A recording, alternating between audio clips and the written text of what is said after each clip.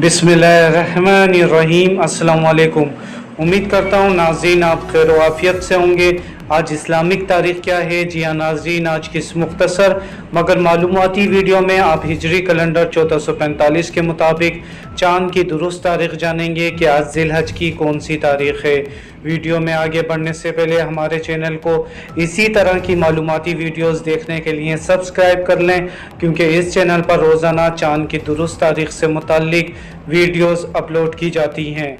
जैसा कि हम सभी जानते हैं कि ये ज़िलहज का महीना है, जो कि इस्लामी कैलेंडर के मुताबिक 12वां और आखिरी महीना है।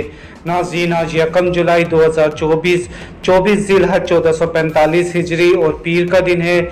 जी हाँ नाज़रीन, आज 24 ज़िलहज 1445 हिजरी जुलाई की पहली तारीख़ और पीर का दिन है।